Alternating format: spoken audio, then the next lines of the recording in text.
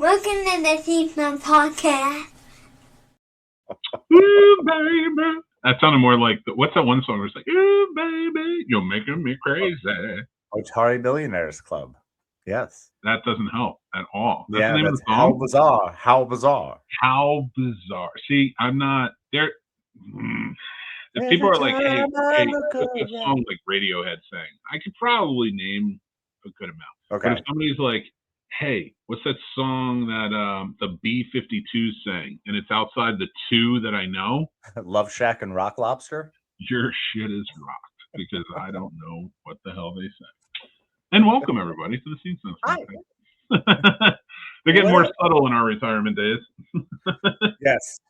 It's nice when you can lay it on nice and thin, you know, when the mutton's real lean on a nice MLT. Just saying.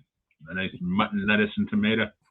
Love it. Guys, I do have to say, I thank you for coming. Thanks for hanging out with us. But a bit of controversy today that we need to discuss. And there was, yes. Yeah, there was an AI photo that has made the rounds that is very displeasing for a lot of Christians. Understandably. Yeah. I've talked to him. He assured me that he's never going to do it again, and that he does not think that he is Jesus. Most of the time. Most of the time is probably more apt description. Yeah. But I feel like an intervention is needed to be had because, Casey, what are we doing? What? That is a perfectly fine photo. In fact, dare I say, that looks like the photo of a leader of a free nation, my friend. That's what that looks like. He was the King of Kings with your face on him. Just showing that support, buddy. Showing that support. I'm not saying I am him, but the entire purpose is to be more like him. So if you want to be more like him, why not have like a vision board? It's more like a goal, right? That's kind of the way I look at it. Like, that's not who I am today, but that's who I'd like to be one day. So what's your goal here? To become the son of God? No, that's absurd. To heal Jeffrey Epstein or maybe Jon Stewart? We're not quite sure. No, clearly it's to heal with my hands. I want glowing light from my hands. That's the entire point of it. Listen. How do you not get that? I feel like that comes across very clearly. Well, it doesn't come across too clearly. It kind of looks like a doctor's outfit from the Red Cross. I don't know if it's fully Jesus. Well, no, it's definitely not supposed to be that. That's more like a hazmat coat. It just didn't really translate well because of the AI. Well, here, you know what, dude? I can say with full assurity that you could be mistaken for a doctor over the person who really posted. Oh, sorry. That will happen, yes. No, I can understand that. Well, sir, welcome back for another episode 417. Man, cruising along, buddy. I am so excited for episode 420. It's going to be a dangerous episode. That might be a very dangerous episode, and I'm going to be here for it. But we're almost there. But today is 417. It's closing time, everybody. We're getting there. But we're going to have some fun tonight. We have some interesting stuff going on. And we'll explain that once we get there. But I want to ask you, Case, this was a pretty emotional week in TV last week. We primarily talk about movies here, but Scrubs. Yeah, man. Which we are both fans of the show, and of course Shrinking, which you're getting into, and it had its third season finale last week, which I'm not going to ruin anything for you. Please don't, because I am so in love with this show. I'm on episode 6 now of season 1. I am just rolling along. I love it, but I have had so many things going on in my life that I'm like busy all the time, right? So I'm trying to get a lot of stuff done, and it's terribly annoying because I can't just sit and watch a full show, a full episode. So until I can, it's like, that show sucks me in, man. And Scrubs has been knocking it out of the park this season. Before you watched it, I had to check on you this last week. Oh yeah, you did, and I'm glad you did, because it was I went in ready for a little bit of something with your text being like, "Are you okay?" And I'm like, "Oh man." And I was afraid it was going to be something with JD, and instead they just threw a haymaker with what they did, and it was beautiful. And the line they used, the clinching line there with the "Do you think we were going to be immune to this?" Mm-hmm. And he was, yeah. I thought it wouldn't happen to us because we help everyone. It's so sad, especially, and then like wait until you get to all caught up in Shrinking, and again, not giving anything away, but they've already in the first season talked about Paul having Parkinson's. there's no magic pill in this show. It don't go away. Like in most shows we'll watch, like it's like, oh, 3 seasons later, it's like, he's doing good. We'll touch down on it, the autoimmune disease that went away somehow. It's like, I love the writing on these shows because it's baked in really well. And Scrubs has a connection with the Bill Lawrence effect, and this Scrubs feels in the same tone as like a Ted Lasso or Shrinking or the other things he's putting out, Rooster, things like that. My problem with it is, like, sometimes it gets a little too goofy, like it did, and I feel like it doesn't, like, they do it too much with the main characters. So I'm like, I'm supposed to see you as a mature chief of medicine, right? And you're still doing, like, I don't mind the fantasy stuff, but you're still doing a really silly fantasy stuff. Yeah, but that's kind of where we are today. Think about it, man. I don't really hold on to a book. I don't feel older. I still feel that way. Like, I feel older, aged, like my body, but mentally, I still hold on to a lot of those. I have some weird daydream wander off still. So I do get it. I understand that. He is the chief of medicine, and there is a level of, he is showing that maturity, but we're still who we are at our core, still want to be that young, fun-loving, goofy, sweet, considerate person. Like, again, I don't mind the flashbacks, but like, maybe it shouldn't be his flashbacks. Maybe the young ones having that silliness to them would like. That's fair, but that's also not them. The thing about Scrubs, and the reason my med school didn't work, is because it is us following JD's life. From the beginning, it's the diary of him.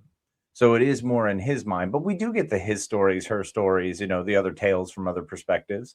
But I will tell you, in this last episode, though, this is the most mature I've seen JD be. As soon as he finds out, like, he does a good job, and I like him as that. Also, I just think Zach Braff's an asshole. Well, that's fair, yeah. But I do like everybody being back together. I wish Carla was on the show more, but she always added such a fun element to it, and this past episode was very fun for that, to have her back in the fold more. But I didn't get a good interaction with her and Dr. Cox. Yeah. Which, I mean, they started out as the best friends. You know what I mean? I would have liked to have, like, this last episode, I don't really have any complaints on. I think they did a great job. Even with the flashbacks and stuff, I was like, it reminded me of that first episode, the 1 in 3 episode, where JD loses his first patient, my first patient or whatever. And I love that they called back to that. Yeah. My first kill, I love that they called back to it and then they brought him in, but I just want the rest of the season to sort of match the tone of this one. Yes, you can get silly, but I don't know. I guess there's something. I have to analyze it a little bit more, especially with this season finale coming up. But I wish his fantasies maybe matured more. I think that's totally fair and understandable. I can see that. I get that. I still love it for the goofiness, because as much as I kind of wanted to associate myself as JD, when I was younger, parts of me, sure, but there's a lot of every character that I associate with in that show, there is, like, the seriousness of Carla is something I love. And I think that's one of the best parts of the show, is that she balances them out so much by being the adult in the room a lot of times. And I think that JD, he mentions that and talks about it because it's a praise of nurses as well. The way that it's quietly kind of understanding that what they're doing, what Bill Lawrence does, is gives a lot of respect and love to nurses, and really, poops on surgeons who are incredibly skilled and talented at what they do. But that's it. They're machines. It's that whole idea that they're the jocks. He talks about it and brings it up. And I think that that's what Scrubs is at its core, is the sitcom that is supposed to be occasionally serious. And that's why we remember those serious episodes and their gut punches every time. Like when Jordan's brother dies, that was amazing. That was done so well. Yeah. There's a bunch of it, but My Lunch, my gosh, when Cox kills 4 patients because he's in such a hurry and he uses the chick from Mad TV's body parts, and he loses all of them. Like, there's just so many wonderful episodes, and the rest of them are kind of goofy and lighthearted, because that's such the balance that a sitcom is trying to portray, and why the Bill Lawrence shows work, I think, the way they do. But I don't have a problem with goofy. Like, they did goofy, both of them. Like, but Turk's not goofy in this. He can join in the joke. Yeah. But he's not like Turk was, and he even is like, I'm grown up. Like, I got different things. But Elliot too. And with Elliot, the way with JD's acting, it's like he hasn't grown up. So like if there's an arc on this show where he is going to mature into it, like that would make a lot of sense. Like if he is like, but I wanted a character arc, and I don't think we got any change from med school on him. Like he's always just been silly. But that last season, the 8th season, when he walked out, I was like, that's JD growing up. Yeah, so to and he did come back and be that silly still, while everybody else sort of grew up. Like even like Dr. Cox saying to him in the last episode, like, you think we aren't going to get it? It's like, he should. You're the chief of medicine, dude. you know? So I think it's just, if it's character change. I think we talked about it recently. I might have been here or in Sturdy Show. I was talking about like where when I'm watching something, if the character doesn't change at all, especially my main character, like you're not giving it to you're not giving us. You're doing a disservice to us as a viewer because we invest in you. And I think I wanted that in him. Now I love that he is still stuck. Like they're divorced now. He's learning single life again. He's doing all of that. He's learning about the new job again, coming back into the fold, the Sacred Heart. All of that's handled really well. Yeah. But it feels like a mismatch with when he goes to the harp player's house. Yeah. And they have and it gets really crazy. Which was amazing. And that, let me just say, that's where he and I differ severely, because that would have turned it into a fantastic evening for me. Hey, listen, that happens. But I'm not faulting either of you on that. Well, faulting him and not you. I think that's where it's like, and I liked how he ended it. That was a mature ending, but I'm like the whole like he over-sexified the jokes. I'm like, you're the chief of medicine, dude. I was like, so stuff like that. I'm like, because I think I'm looking at JD, like when you're looking at Shrinking, like Jason Segel's character is silly. He does some silly shit. Oh yeah. But he learns from all that silly shit throughout. And then in the next episode, he sort of like composes himself a little bit different. JD still feels like the same guy from the old show, whereas everyone else around him feels like they've matured and grown up. See, I can see that, but I feel like part of him being the way he is because he is free from his previous relationship, from his marriage. You know, he's now back in the house, his home, where he's been this, private doctor for so many years. He's back where he thrives, where he's happy, where he belongs, and doing what he loves, which is working with interns and getting, people to grow and, helping them build themselves. And he's always done it through his odd lens in his life. Now, with Elliot, I see her as being less happy and joyful because she's the one who got dumped, essentially. She's the one who really has kind of only work. She is Cox. She's more Dr. Cox. I don't need him to be Dr. Cox. I just want him to be more mature. I see what you're saying. Like he's newly single and stuff like that, but he's acting like an intern. Sure. Yeah, I mean he absolutely is, and there's times of that. But I think that was part of the charm, and I'm happy to have that. I think it works out great. I will say this is the weakest Bill Lawrence show on right now, in my opinion. That's fair. I mean, I will vehemently disagree with you. but I think you're Zach Braff fan. Yeah. The things that are going on in this show, that Zach Braff's character, he's directing that. He's making that happen. Yeah. And I get that, and that's what he wants. Like, but to me, it was like you just didn't add. Like, what's the point of a revival to see everybody if you're just the same person? Well, for him, unless that's a part of the story, and that's what I think. I think because of the reveal. I think for the reveal of the episode we got this latest episode, we are going to see him rapidly grow up as we did, when he was right there at the end. I truly hope so, because especially with something like that, because you're right, this could be that thing that really locks him in, and he's like, all right, time to put on my big boy pants, stop doing this. Not that you can't have the comedy, but I thought like the comedy of when they did Eagle and then fell over. Yeah. Silly, but effective. It works. I think we should give that up. Yeah, you're probably right. We're too old. Like that to me calls back to the old show. You get those Easter eggs, but at the same time, there's comedy in it that says we're different though. Yeah, I think that's fair. Get the same show. Yeah. And let's be honest, we're honestly trying to go back and watch Scrubs and see them be young and be athletic and doing stuff. It's hard for me because I'm like, damn, I used to be able to do all that dumb stuff. Now just the people falling and tripping everywhere, man. I'm just talking about the way bodies used to bounce back. They don't anymore. It sucks. No, I know. I'll mess with it. And But what that's do you the other thing with a Bill Lawrence show. Hmm. Just one last piece. It's always tough to judge a Bill Lawrence show until its season is complete, until the story he's told is done, you know? Yeah, but he's not telling these stories like that. I think this one is also because Brent Goldstein writes most of the other ones, and he doesn't do this one. No, and this one is That's clearly... where I'm like, he's out, Zach Braff is in, and Zach Braff's comedy isn't great. You know, he tells like a fine story, Sure. but even like when you go back and you watch Garden State, which I like, Yeah. he don't like to change. No, that's kind of his whole thing. I mean, and that's honestly one of the things I love about The Last Kiss is because he doesn't change.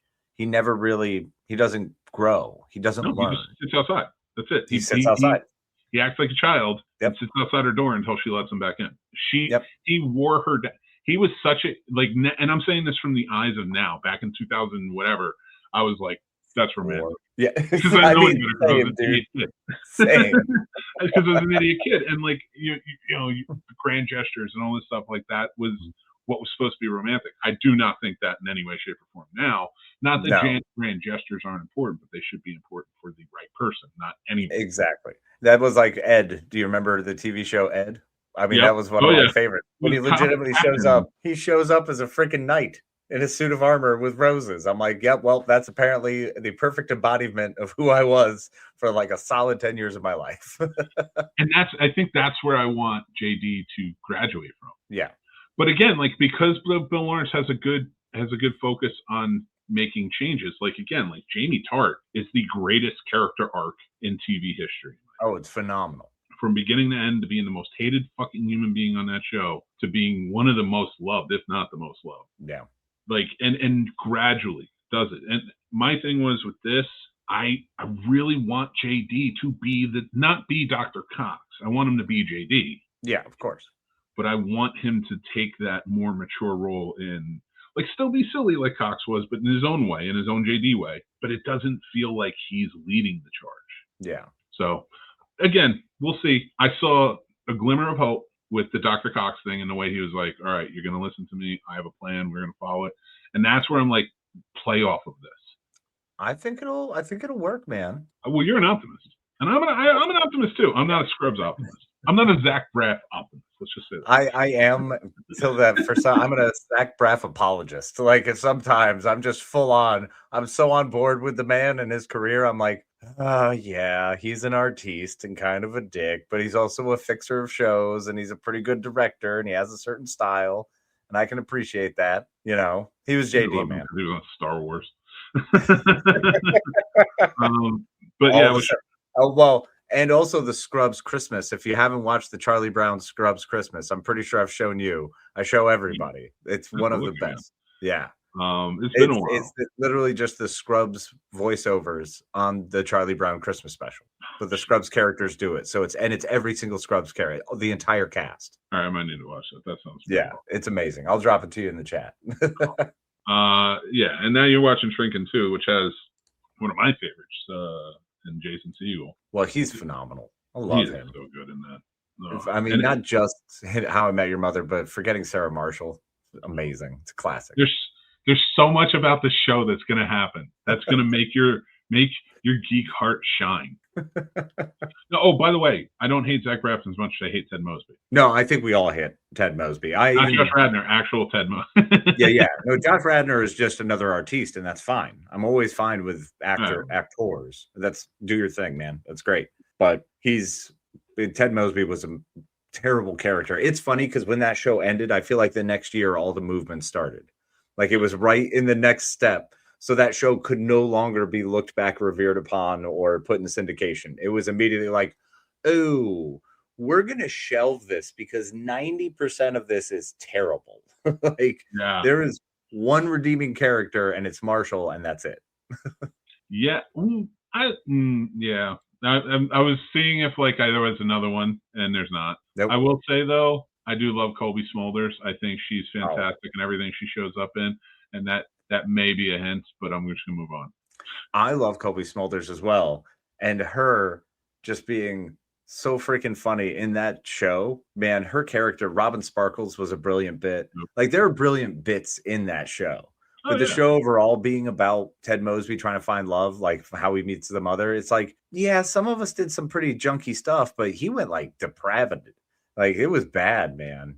That to me was the death of nice guys in movies and TV. Not that was the final, like that was the one that pointed it out. Women could actually start looking at it and be like, "Do not be this guy."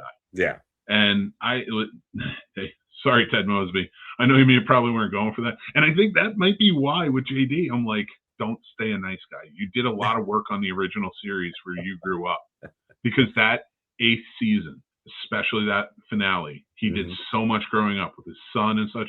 A son we never hear about anyway. Yeah, it is always wild how he and Elliot, when they're working together, and it's like, where's your baby? She was pregnant. She had another baby with somebody else. Where are these kids? So you would think, but So like I think that's where I'm like, let's see. But I'm also coming off of the Malcolm in the Middle revival. Oh, how in the world has that gone? Okay, here's the thing. I think a lot of people didn't really like it. From what I'm seeing, I don't 100% know. I did.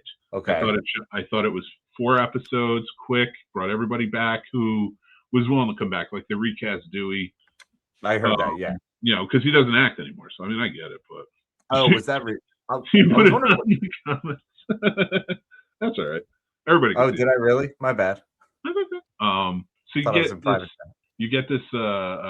You get like a nice revisit. But it's chaotic. It's them. But I love Malcolm in the Middle, and I thought that was such a really good show, and everybody being all in, especially like Bryan Cranston coming back in and just like not missing a fucking beat the whole episode. As Hal, he did an episode where it's Hal versus Evil Hal. Oh my gosh! Because he like does drugs and like he starts hallucinating, and then he has to fight himself. What? And the whole thing. It's just it's chaotic, but it's in a beautiful way, the Malcolm in the Middle way. I've always loved Malcolm in the Middle for that, because it was kind of that middle class, early 2000s chaos, late 90s, early 2000s. We lived part of that lifestyle. It made sense, Yeah. It was kind of cool. Sorry. I was going to just say these poor people can't get a fucking kid out of their house. Because now they have like a non-binary child that lives in the house like 15 or 16. And then remember the baby they had in the original? Yes. He's in the military. He's in the Navy. And then all the rest of them are like Dewey is like a famous pianist. And he's traveling. Yeah. Amazing. Reese. Reese finds the best work for him. I hope that Reese never changes, because if Reese changes, the entire series will just blow up. I think a lot of people don't like that because he does change, and then the reveal happens. Okay. And you're like, oh, Reese, you fucking asshole. It's just like perfect response. But yeah, I'd say check it out. It's only 4 episodes. Worth a shot. Yeah. Yeah, it's Malcolm. He hid from his family, and he never told them that he has a teenage daughter. No way. So they find out. Okay, that's gonna be fun. Oh yeah, like I said, chaos, and it's done well. All right. Wonderful. Well, we had a bit of a. I like our talks, but we got to get down to business, sir. We do have work to do. We have a lot of work to do. I got a lot of pictures. So tonight, what Casey and I are going to do, we're going to be playing health inspectors, who are going to grade each of the movie restaurants and bars that we have chosen for tonight. We might bring this back down the line. There's a lot. So if I missed any, we'll do it on the next one. But basically how it's going to work is we're going to do this. I should have done that in white font, whatever. We're going to give it an A. Would you bring the woman you love here? If you would, it's an A. B, would you take someone home from here? Yeah, I mean, pretty logical, if they're a clean, reputable person, that you have no problem being like, yeah, I can get sloshed drank, and I'm pretty sure I can bring someone home here, guy or girl, and be confident that I'm not going to have to worry about catching some crazy business or having them steal things from me. Exactly. And then you get to C, which would be, would you throw up here? And there's a roofies warning at this point. Roofies warning that will stick around for the rest of the grades. or actually just become like, yeah, there's definitely roofies in your drink in this one. Yeah. And then hard drinking. D, would you have sex here? We're all adults. Calm down. No, that's an important measure. All right. As someone who has made love in multiple restaurants in his life. That's absolutely important. That is a viable thing. There's nothing better. I shouldn't say it. There's nothing better than doing it in a restaurant on a table, and then you clean it, but then somebody eats at that table the next time you're there, and you're just like, yeah, that's where my ass was. That's horrifying. That's horrifying. Love it. E because I don't like the fact that the grading scale leaves out E. Yeah, right. E deserves representation. Risk of ending it is quite possible. Risk of life ending is quite possible. Yeah, so whether it be from a stabbing or the potential of just bar fights breaking out or potentially too many roofies in one night. Severe STDs. Oh, yeah. Like you walk in and you catch warts or something. Yeah, it's going to get you don't even have to have sex and you're going to catch an STD. Yeah. And then, of course, F. Death is certain. We've all been there. 100%. Even from the food. Yeah, like potentially the food could eat you. So, and these are bars and restaurants from all of our favorite series, movies, anything that we have loved throughout time, because this is something that I got really excited about, and Mick kind of was not ready for me to be as excited about it as I was, because when we called and spoke this morning, he was very shocked at my giant list. So one of the reasons I love these, one of the reasons I became a bartender was because of some of these characters and some of these establishments that we'll be reviewing. And believe me, I did want to work at ones where your life could be at risk. And at most I bar backed, but I was mostly a bouncer my whole life. So sexy bouncer. That's the other side of it. I worked in a lot of the season down. If there were roofies, I was the guy watching you drink for you so they wouldn't get roofied. I took that shit seriously too. Well, same, man. The whole point of you coming to my bar to enjoy yourself was that you could be safe, you could have a drink, you could, if someone was annoying you, it was my responsibility to get them out of the way gently. And yeah, it was a whole thing. So that was something I took very seriously as well, especially, it's safety, man. It's all about safety. I didn't really like over-serving people. Definitely was not a fan of people being hammer-faced and not being able to, and then people trying to drive home. That was always a bad thing. Listen, sir. Defend it. Stop trying to build yourself up as this almighty hero of the bar. I know how many drinks I used to have. Well, and you definitely took advantage of it. No. That was when we got home. That was a different story, baby. We were roommates. You're going to be in the bathroom, you get a thumb up the ass. Good morning. So I figure what we'll do is go down the line. I got some pictures for us, and anybody who's listening, you can go see the videos, but we're going to tell you exactly what the bar is. And I'm sure you'll know if you love movies and TVs like we do. We know you do. But let's kick it off with number one. Fantasia from True Blood. What do we give Fantasia from True Blood? It's a clean bar. It is a clean bar. It's definitely a well-lit establishment. Yeah, surprisingly for vampires. For vampires. We know that there's a PBR sign, and Bacardi is immediately what stands out to me. So we know they have great taste. So you don't have to just drink blood. Yep. You can actually come in, get a little boozy, and then if you happen to hit it off with a vampire, you go do a little fang banging. Maybe let them drink a little of you. I might get a little skeeved out being in a vampire bar called Fantasia, where everything's red. Yeah, I mean, clearly that's a color choice to assist with the cleaning. So automatically we're gonna have to blacklight this place. So the risk of death here is already the bar's pretty high for risk of death. Yeah, you're not wrong on that one. Well, there's the risk of death is almost immediate. So this has to already. It's not getting an F in my opinion. It's cleaner than that, and there is definitely the ability to, they set it up and make it comfortable to bring humans in. So they want it to be nice and well taken care of. And I mean, what else do vampires have going on? Not really much.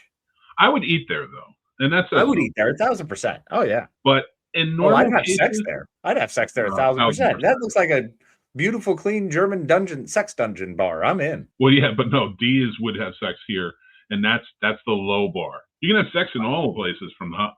I'm not going E or F. that's not going to happen. So I'm definitely not giving this a D. I would normally maybe give this a B. It's very clean. I would eat there. The furniture looks good. It looks like it's wiped down. But I'm gonna give it a C because it does have vampires. Okay, I agree with that. I think that's a good ranking. I'm actually gonna stick with B because I would take a girl home from there. Mick, well, no, I would too. That could still be a C. C. You but would you go there with the intent of taking a girl home knowing it's a vampire bar? No, I think it'd be more happenstance. And to see that to me throws out the C vibes then. Because that's a C. B, I have to, I'm ladies' night, I'm gonna dress up, I'm gonna go. That's fair, yeah. I am trying to meet someone and take them home, respectively back in the day, not now. I have to put that out there. I gotta put safety lines.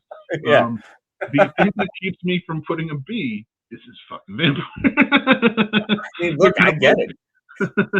You're very clearly, you know what you're walking in. I have to stick with a C because it's not a B level, so it's not B quality. So yeah, you're right. It's not a B quality, but I'm going to say this: if there weren't vampires, it would be a B. But we have right. The vampires bring it down. Yeah, so it's a C. Fantasia gets a C. All right. This next one, the Obi-Wan Club. Yes. From Temple of Doom. I'm going to tell you right now, this doesn't seem like a normal night where they're shooting it up. That seems like a Dr. Jones type of night. The gangsters hang out there, but they don't, if that place was shot up every night, it wouldn't be as nice as it was. Right. That place does not get shot up vibes. That was a one-time thing. And if you happen to be there, that's a rough night. So that is nowhere near an F starting. Honestly, this is starting at a B. I'm at a B. The thing is, the gangsters throw me off. But again, we've both worked at bars, hung out at bars where the elements could have ended up the same way, and in some cases, sometimes did. Yeah, we weren't. But they weren't always the greatest spots. There were some sometimes interesting characters that would come along and spice up the maybe morning. We've had that before. So yeah. So yeah, you know what? I'll completely agree with you, and we'll put that. I really would take the woman I love there because you're going to get a dinner and a beautiful show, a cool table service, a neat atmosphere, the way they serve the flaming sticks of meat. I'm in. This is an A for me. An A. Yeah, I like it. So A for Casey for the Obi-Wan Club. I think I'm going to go B. Okay. I'm going to give it a B. I would take the woman I love there, except the fact that I know that she might get shot up. That was one time. But would I take someone home from there? Yes. 1,000%. Again, single life. But yeah, I would. Definitely. Willie? I'd hit on Willie. I'd hit on Willie, and then out of your league, but I would hit on her. And then as soon as I realized who she was as a person after talking to her for 5 minutes, I'd be like, oh my God, I have to leave. I would talk to her for 5 minutes and be like, want to go to India? She'd fall in love with me there. Right. This next one. So that's an A and a B from us. Casey gave it an A. I gave it a B. That's Obi-Wan Club. The Gaston's Pub from Beauty and the Beast. First of all, this is too much dancing. Dancing should only happen occasionally. Not okay. It sound like fucking John Lithgow. Dancing, it should happen on the weekends, right? Yeah. I feel like Gaston sings a lot in that place. That's what I mean. That's the takeaway. And it's his dancing. It's not like, hey, let's groove. Yeah. Well, it's all his style. That's the problem. Is my issue here with Gaston's Bar is it really, really caters to the douchebags. I mean, there's entire songs that you have to sing and clearly have to know all the words if you're going to just go have a friendly drink. You're just trying to enjoy a quiet evening, maybe staying off the roads from the highwaymen back in those days. And you walk into a random hunting pub that looks like a nice inn and people are just screaming and cheering and singing, but the entire bar's into it. And if you don't, they all stare at you. Or if you sing it wrong, they some giant brute comes over and just punches you. What kind of horse shit is that? That's not an enjoyable place. See, here's where I'm mixed because it's LGBTQ friendly, which is awesome. The booth is gay, so I'm assuming that it's friendly to all. Mm-hmm. But it's definitely not friendly to women because they're singing about overtaking the one that doesn't want to be with them. Right? I'm gonna have to give this a D. I would have sex there. Oh, I would absolutely have sex there. Look, you're in France. It's an inn. And the idea of hoisting a barmaiden up and just having at because she wants you as much as you want her, that would be freaking dope as hell. So I would 1,000% D all day. This is a D rate establishment. Yeah, I'm with you. I'm gonna give it a D. It does. Gaston's definitely deserves the D. D for douchebag. Now, this next one, I'm telling you right out of the gate, this is an A for a dive. That's Rolf. Bro, look at that stainless steel. No fingers, no fingerprints. He keeps it clean. He's wiping down the bar. Rolf keeps a very clean establishment, man. The place is always looking nice. Everybody seems to be enjoying themselves, or at least keeping, everyone can carry on a gentle conversation. And most importantly, if you're drinking like alcoholic beverages with Muppets and puppets, that, my friend, means you don't have a drinking problem. You have found heaven. And that's the best place you can be.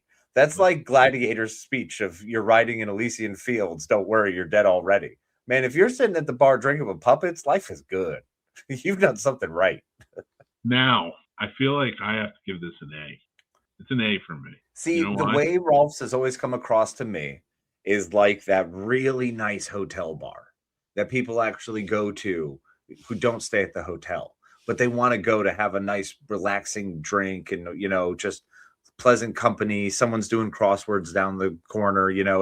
I would definitely take the woman I love there if we were like on vacation and I'm like, I heard about this place, Rolf's. Yeah, so 1,000%. Rolf's. So we have to be aware because Rizzo's running around. He's going to hit on your girl. Well, yeah, but that's fine. It's Rizzo. If she wants, look, if my girl's leaving me for Rizzo, well, something's wrong with one of us. Fair. So it's an A from both of us? A from both of us, buddy. 100%. That's our first A. I dig it. I'm down. Well, Obi-Wan got an A. No, Obi-Wan got a B because of all the gangsters shooting everything up. Oh, yeah. We had to, you got to get a, like, I feel like it's health inspectors. If we're not standing up to our oath, right? Of somebody shoots the place up is probably not getting an A. Your meat might be good, but the bullets are in it. So that's fair. The next up is I can never remember the name of it. The Three Broomsticks from Harry Potter. Ah, yes, the Three Broomsticks. This is a goddamn F. Right now, Mick gets an F. Okay. Hanging out there, first of all, underagers in there, F. They're drinking butterbeer and it's wizard stuff and it's like root beer. So yeah, first and foremost, muggles, and plus they discriminate against muggles. So that's my problem. We're in there as humans, so we're getting crapped on. Not to mention, we may get killed because there's Death Eaters in there. You know what I'm saying? That is not a safe place for humans to be. So even from the food, because they're wizards. Yeah, that's an F. F. Three Broomsticks is an F. First gets an F. Yeah, I mean, it has a decent ambiance, but honestly, I could skip it.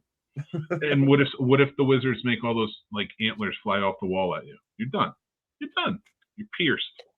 You have no defense except for the help of others. I do not like the idea of going to an establishment like that. I might have found my second F in the next one. Ooh, oh my God. Okay. I'm going to go to the Barty Overlook. Look, there's okay. First of all, they're ghosts. So they're probably leaving ectoplasm everywhere. Or because all of this is happening in his mind, that clearly this place has probably fallen into severe disrepair and actually looks nothing like that. So I also have a problem with that many ghosts being in one place. That just generally not really a cool thing for me. So yeah, that is an absolute F. There's nothing. I was thinking about an E. I was thinking about it. But bro, you got kids running around in the back just eating pudding with their hands. I ain't trusting this place. It's gross. Ooh, F. Sorry, Overlook. Should have done better. Hold on. Gotta get my thing ready because my thing's not working. It don't want to work for me today. Yeah, Lloyd's Hotel Bar is the app. Right, Fucking Overlook Hotel. I don't know what I did here, but I did something. Now I'm going to come back and hopefully it will give me exactly. It's not letting me go up or down. So I'm going to start here. All right. This is the Blue Oyster Club from Police Academy. It's the gay bar. I'm going to tell you right now, I have no problem with the gay bar. There's no arguments against it. And my grade does not reflect the fact that it is homosexual men having a dance on that or making out or whatever. Firstly and foremost, for me, I miss dancing at the gay bars because they were the most fun place to dance. I had so much fun whenever I went to gay bars and danced. I loved it. The family bars, they were amazing. Oops, sorry. So I always had a whale of a good time there. However, you could always expect terrible things going on in every deep, dark corner. Like drug use, like you don't know what you've got going around the corner. So for me, it varies in several ways because it's an A in that I would take the woman I love there because dancing is the best. Mm-hmm. Okay. But I also would not feel comfortable. I would not feel comfortable eating there. It lands somewhere. I think it's a D for me because I would have sex there. Okay. Like with anybody?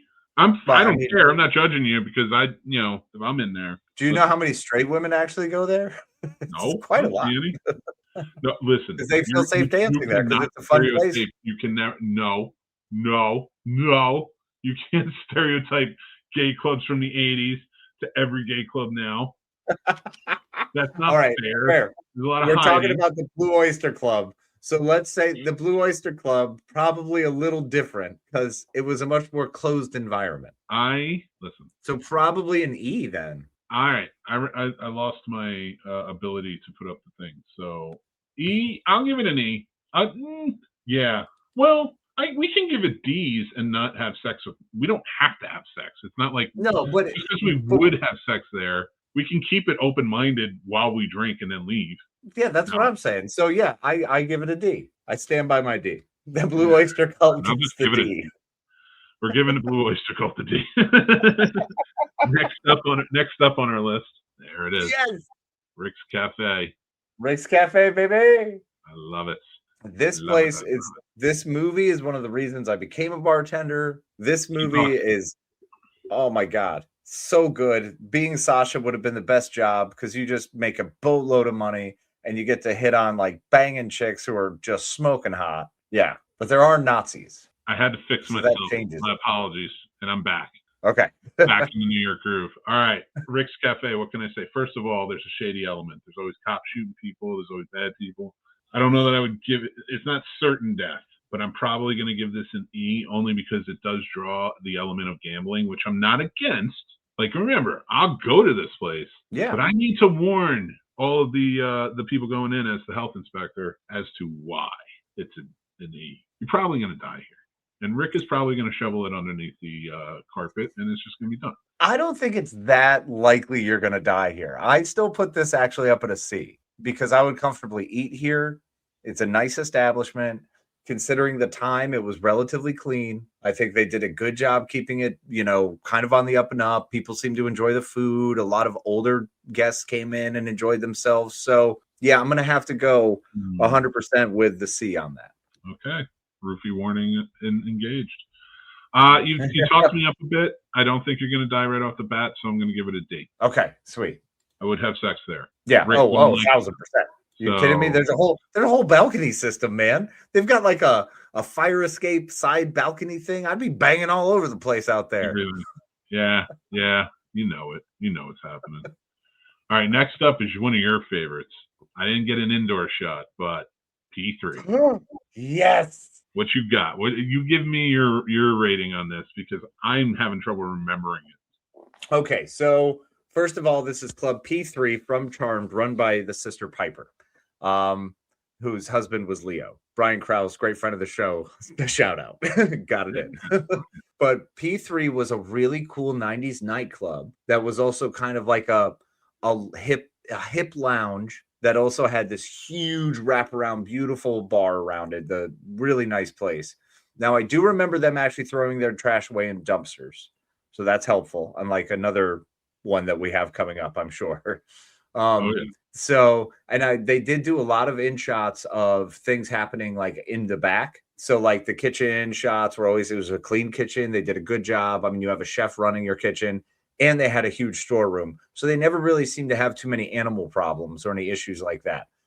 This is a place that I would absolutely be all day because I would 100% go, and I would happily go cruising for chicks at a place like this. This is one of those spots where it is meant for people to go hook up with other people. Like that is the vibe out the gate. Now, the only issue here is the fact that occasionally there may be some warlocks that show up and maybe a fireball flies out of nowhere. You can't give it a B. That's why it's not an A. That's why it's not an A. All right. No. First of all, the roofies warning starts at C. Are there actually? I have questions. Because you watched that whole show. Yeah. Were there ever any underage kids drinking there or hanging out there? No. Okay. No. Not like the Bronze, and we're getting to that. No, not like the Bronze. No, you had to be 21. It was an adult thing. Yeah. Okay. Was it? I know they played bands, and it was like a dance club. It was like your generic CW sort of like everybody had to hang out. Yeah. But magic happened there, so that automatically puts it down to a C for me at least. Okay. The reason I'm going to allow the C to hold is because there were definitely some 90s and 2000s looking people, some dudes who probably look like they roofie. They were absolutely. No way roofies weren't at least in somebody's pocket there. Somebody was walking around with roofies. There was a weird, shady element, and there was a lot of that sort of like San Francisco douchey vibe. So it was San Francisco? Yeah. D all the way. Would hook up, but I'm pretty sure I'm going to die. First of all, I'm probably going to die on the walk up the hill to get to it. I mean, it in San Francisco. Let's be real. That stupid city makes no sense. Everything goes up or down.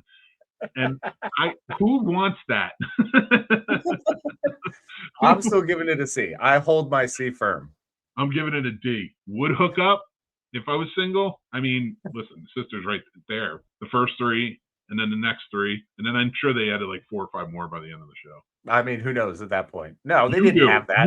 They had 3 sisters. They had one more after the other one died because she was a half sister, and then they had the other 2 girls who were their own sisters that were trying to kill them at the end. This is amazing. I'm so glad that show exists. I love that show so much. So glad. All right, next up on our list, Quark. This is an A establishment for me. It's an A. Is there shady? Oh, nope. You know why? Because the Federation stops any bull crap. Yeah, I know, but I mean, they are next.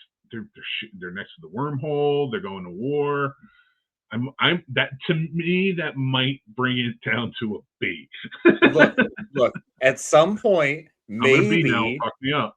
Maybe the Dominion took it over, and maybe Quarks wasn't exactly the same kind of place it was when they were being held against their will. But that's fine. Things happen. It's still you could still go to Quarks. Quarks is still I think B is probably safest because it's a war zone. Yeah, that's the only reason why though. Yeah, he was shady as hell. But he kept a great establishment, man. That sucker was clean. That place was nice. Well, he had all the hollow programs. Another Ferengi made that clean. Well, all Rom, baby. Damn right. Yeah, we need credit for Rom, man.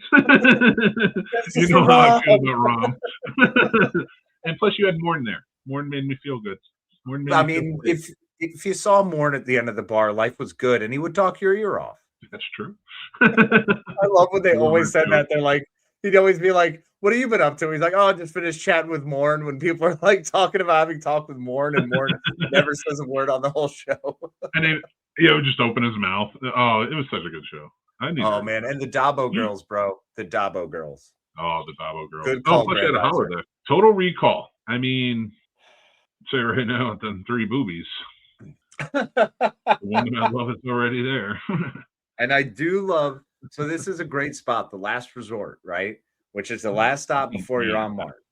It's wonderful. I think I'm going to put this is an E. This is an E.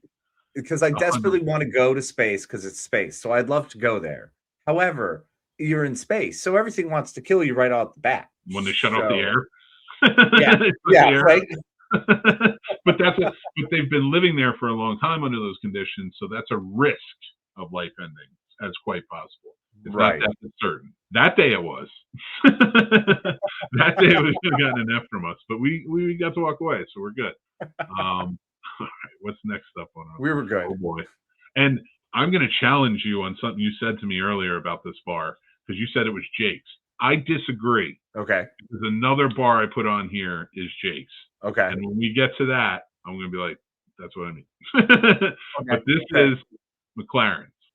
Good old McLaren's, buddy. It's a C for me. Oh, this is a C, 100%. This is, it's a high-end bar. It's mostly business professionals, people, 20 to 30 or 20 to 40 really, is your group. There's maybe 2 times they had a fight in here, occasionally drug use in that bathroom. But honestly, for the most part, everyone's just drinking and having a good time. This might equate more to the Philly Tavern, actually. I would even say maybe the pub. Maybe the pub. Yeah, I mean, they're both pubs. The social aspect of it. Yeah, I can see that. And when I get to my other one, and I'll tell you why I'm thinking that, then we'll have more of a debate on it, I'm sure. But I might even move this down to a D, if I'm being honest, because they did have sex here. Well, they did have sex here. Also, they had the weird back room, so there was humping going on back there. Whenever there's a secret back room, the staff is banging there. Let me just little secret behind unveil the curtain in restaurants. Also, you know what? No, they didn't take care of their trash. They had rat problems. They had you know what? This is a D, 100%. This is a D. Yeah, I mean, I'd still like to have a drink there, but. Oh, I'd totally go there, 100%. I'd be a regular there. Every single one of these I would go to. I mean, I've worked at pretty much all of them. Except the last resort. Total Recall and the Overlook are the only 2 that I'm like, nah. Dude, nope. I remember I worked for a bar that had a basement that was 40 feet down. I don't know why they dug so deep into it. And the ricketiest stairs that could ever exist. And if you don't think I almost shit myself every time I had to go up and down there to get a keg. Oh God, that's where the kegs were? That's even worse. Yeah. Oh, and they were like bricked alcoves that you had to go in to get them because that's where they stored everything. It was weird. It looked like a dungeon. Oh, and it's still I loved it. It was fun. But yeah, we survived it, man. Wait, what did you give this? You gave this a D, right? Yeah, this is a D, 100%. You're not gonna die there, but no, there's no risk of death. The risk of disease is high enough. Yeah. Still gonna bang it out there. Definitely. And now the Roadhouse, something Roadhouse from, I can't remember the name of this Roadhouse. I do remember it from Supernatural. Ah, yes, the Supernatural place. F. Fucking F. They're hunters. The Harvell's Roadhouse. Look, it's Harvell's Roadhouse. I didn't even put the Double Deuce from Roadhouse in this because Roadhouses get Fs. Do they have a place? 1000%. Do I hate them? No way. Are you gonna die there? Almost definitely. No. A lot of people drive away from Roadhouses. That's why for me, Roadhouses get an E. Because not only would I love to go there, and this one specifically, because Harvell's is 1000%, I'd probably still bang it out because there's dominant beast hunter ladies. No, so I'm in. You lose them as you go up. So F you're banging, E you're banging, D you're banging, C you're banging. But the B's you're taking, you would take someone home. Their home. Yeah, you bring in love with the A's. Right. But you're banging at every level other than yeah, no, that's valid. Yeah. That's true. Bar. But this is a bar where you're doing it on the dartboard while everybody's watching and some people are playing. No, I realize I realize everybody watching or listening might say, I think he means pool table. I don't. There's somebody there too. They're on the dartboard because there's other people in other places. These are hunters. They gather here for that communal moment. And they don't care. It's off the grid.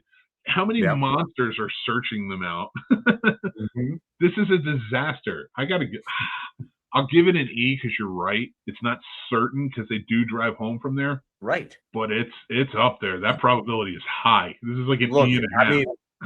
Yes, because there's a very good chance that honestly one of those hunters could come in possessed and pass the possession on to you. So there's some stuff that could happen. But you know what? That could happen anywhere. You're not wrong. But for the sake of this establishment, I think an E is a perfect grade because yes, be aware that when you go here, there's a lot of risks. Yeah, and it's somehow run by 2 of the hottest women on the planet. Supernatural, I just gets a pass on everything from me. It will always will. I love it. I need to rewatch it. Yeah, I started to rewatch now because I started picking up some of their comics, and I'm like, I'm just going to start from the beginning again. Dude, Jensen Ackles is probably the only person going to be like, hey, I voted for Trump 3 times. And I'd be like, I still love you. I still love you.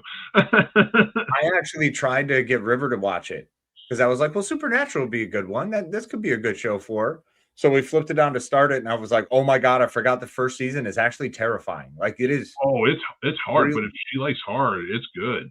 She does, but she's just not there yet. You know, she just needs another year, and then she tried to say that. She was like, let me just one more year, Daddy. It's a little scary. I was like, honey, whenever you're ready. No, there's no pressure. Yeah. I just figured we'd try it because you've been bringing up kind of the supernaturally talk and stuff. But yeah, I'm trying to like lure Tommy in because like he kind of gave up on horror for a little while. He was too young and he didn't want to get too into it. He liked some things, you know. But Stephen King has been getting them. He's been reading the books as we've been watching the movies. Whew, that's scary and awesome. Oh yeah, but he's just like so. I love that he's reading the books first, so that way he can get into them.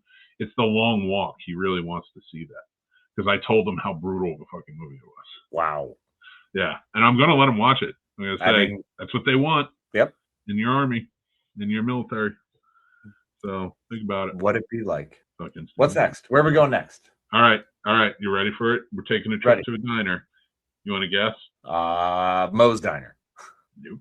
It's the Twin Peaks. I think I don't know. I think it was called Cherries. I could only find a picture that worked here. So that's the diner. I don't know if it's from the show or that's just how it's dressed up. You know, it's kind of. I think that's from the show. Pretty sure that's the Twin Peaks Diner. Oh, Twin Peaks, Cherry Pie. All right, cool. Yeah. I haven't watched that show in so long, and I didn't watch the resurgence of it. I didn't either, and I want to though because there was something about it that was so good, but I have to rewatch the whole thing, and it's such an undertaking because once again, it's one of those you have to sit down and you can't miss anything. If you look away from David Lynch, you've lost the story. You know, so I'll get 5 episodes in, and then I need a Lynch break. Yeah, I get it. Like, too much Lynch will scramble my brain. Yeah, I think I watched a double feature one time, and like I'm still trying to claw my way out of hallucination. Ease yourself into it, man. Get a little, what is it? Crimes of the Future. I love that Viggo Mortensen movie. I don't know why I love that so much. History of Violence or Crimes of the Future? I didn't see Crimes of the Future. Crimes of the Future is great, man. I'm fucking in. For a second there, I'm like, wait, you mean that? No, I'm in. If he did a movie called Crimes of the Future, I'm in. Because with Viggo Mortensen right now. Yeah, he can do no wrong. He did a cool horror movie way back in the day called Prison. Oh, you know what? I do remember that one. I haven't seen it in a while. I need a refresh, but yes. My old boss is in it. He plays one of the prisoners. Really? Yeah, Larry. Oh man, he was such a great guy. So what are we giving the diner? I'm going to just give this one a B. Oh, this is 100% an A for me. Any diner, I feel that safe going in because I have no doubts that I will come out alive. I can take the woman I love there. We can go have our cup of coffee and our, scrambled egg breakfast and call it a day and get back on the road. It is in Twin Peaks, so I'm giving it a B. I have to think of it. It's like, yeah. But there's another diner I chose specifically for you, and that is Luke's Diner. Oh, buddy. This is the reason. Is not on your list. This is one of the reasons I wanted to be a diner owner was because of freaking Gilmore Girls. I had this idea I used to talk about wanting to retire as a diner owner because I was like, this would be the best life. I love it. Dude, I would eat there every day. How could you not? Like, I'm not working there, but I'll eat there and I'll pay. That would be the food always looked good. Dude, that would be so cool. Like a cool little. I remember there's like this cafe back in the day in Jersey. There's like a corner cafe. It looked old school. They built it to look like it was in the 40s. Maybe the 20s. Like it's just the way the dials and everything were. The bathroom, had the old pull string. Everything. Like it was the wooden paneling, the checkered white and black floor, and they would have TVs everywhere, and they would show like 40s movies. Oh wow! Yeah, and then they served coffee and other stuff like that, and like it was just like a cool, chill little spot. I don't know whatever happened to it. I moved, but it was a pretty awesome little cafe. I was like, this. I feel like this would do really well. Maybe not in like a small town in New Jersey, but it should because it's amazing. But like in Virginia, and like Georgetown or something like that, I feel like that would do really well. Maybe not Georgetown. Georgetown's party. Maybe that's what we shift to when we're cutting out on the Scene Snobs, so that way we can start our diner dream. Come on down, guys. And then yeah, dude, I'm in. Do it. But Luke's Diner, what do you give Luke's Diner? Oh, Luke's Diner is an A. You're in Connecticut, and you're surrounded by just the most salt of the earth humans and some crazy girls who like to just talk way more than they should because they lose the point and the thread. I've never seen a show try to be intelligent with their talking and actually talk themselves out of the intelligent decision. Like that's fair, but remember one thing: they had sex there. Yeah, but you could have sex there. No, I'm just kidding. Oh no, you're right. You know what? But they were in love. As a cleaning member of we are the inspectors, so the fact that there could be semen there does drop that grade. I will give it a C. Yeah, I think a C is probably, you know what? As an inspector, I think it's a responsible thing to give Luke's Diner a C. And honestly, he looks like the type of guy that wants to bitch about getting a C. So like 100%. Like if you gave him an A, he'd be like, I got nothing going on the rest of the day. Right? So you're welcome, Luke. But I will say, why don't we bump it up to a B? And here's why. Here's why. Sell me. That whole fucking town is clean. Yeah. The whole town is clean. So why don't we give Luke's a B? Yeah, when you're dealing with animals, the animals you're dealing with are like bears that are coming down off the mountain. You're not dealing with anything like small. It's gonna be something absurd. Oh my god. There's a bear. Where's the team? What's the name? I fucked up the joke already. I'm like, I don't even remember. Stars Hollow. Stars Hollow? Stars Hollow. Yeah, I think so. I'm dropping this thing down to a D again because I don't even know Damn Connecticut with all the bullshit and there's too many N's. Using N's everywhere. Too many N's. I picked that one for you and you wound up making me mad. All right, I got a good one for you next. If you're ready for it. Yes. Was it the Midnight Sun? The Midnight Star, baby. Star. I'm not good with stars right now. If there's a star in the name, I'm not going to remember it. This is from Silverado, but it's kind of encompassing all Western saloons. Yeah. This is the most common. Probably filmed in all of them. Yeah, pretty much. And it's the most common style of the Western saloon. This isn't one of the super schwanky ones. This is a border town on the rise that probably they have a stage. There are dancing and entertainment and piano that play. There's gambling tables. So whenever there's gambling, automatically it's down to a D because the risk of death has increased substantially. It's the Old West. Do you know what else is in there? We were just talking about a little bit of semen at Luke's Diner. There's nothing but semen and whiskey in this place. And if you mean to tell me that there's not some dirty dick stuff going on, because there's a lot of guys' dicks out at all times up in those rooms. Yeah. A D? A D? Like, it's, first of all, it's the West. So like an E. Risk of life ending is quite possible. Automatically, you can get a scratch and you're done. They made a movie about that. Seth MacFarlane did a wonderful job in 1,000 Ways to Die in the West, and it's all true. Yeah. And he showed you every way to die in a saloon. This is an F. This is 1,000% an F, and you're giving it to him because you know what happens if we both go in? They're going to shoot us. Because it's an F.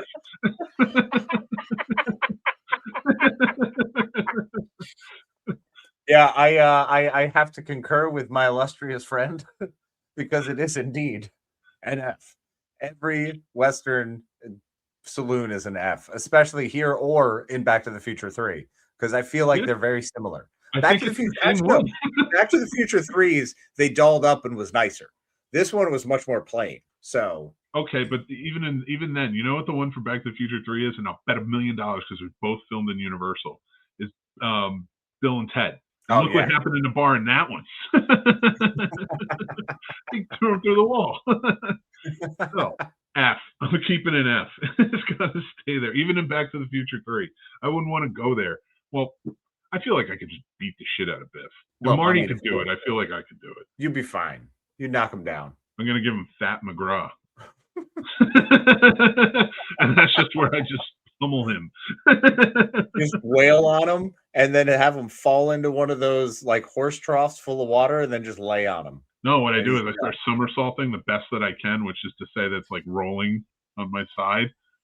But I already look like the boulder from Indiana Jones, so I'm good. I have fears on my side. All right, so we gave that an F. I think all Western bars should have an F. I agree with that. You're pretty much dead. Yeah. Oh, for sure. Next up, I threw this one in here, and that's Monk's Diner from Seinfeld. Nice. E. You risk of ending life.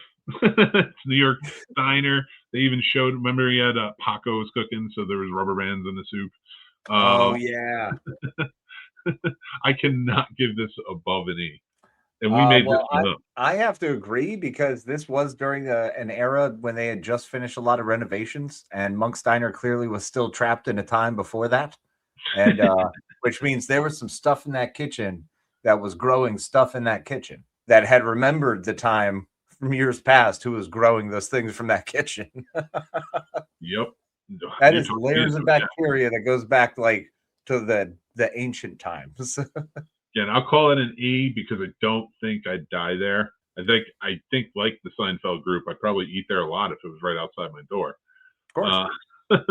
But this next one is probably going to be the same grade as the Westerns, the Bada Bing. Okay. So the Bada Bing is a gentleman's club. So automatically it's a D. First of all, it's in New Jersey. What does that mean? Well, it's an F then.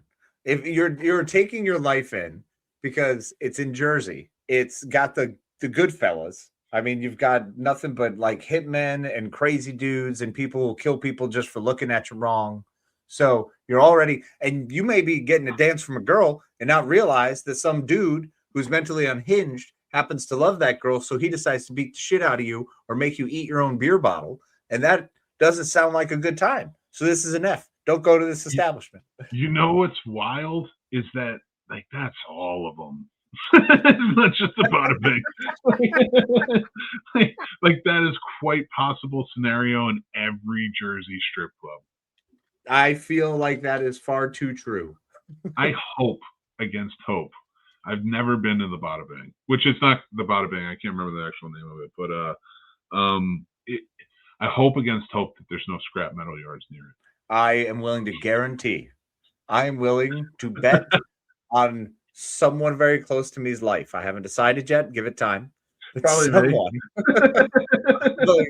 I'm willing to guarantee that within a 1 mile radius, there will be a scrapyard. That's my favorite. It pissed me off, but at the same time, when you were sitting in the back and you were like, is that a scrapyard? Right next to the den. Welcome to Jersey.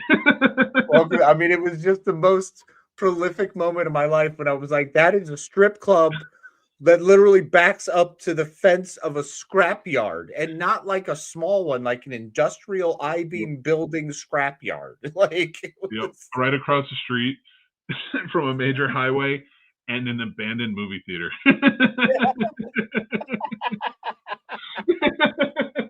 And anyone who listens to this from Jersey knows exactly what I'm talking about. It is the most Jersey thing I've ever seen. And by the way, when we make our final tour in October, we're stopping there. Oh my God.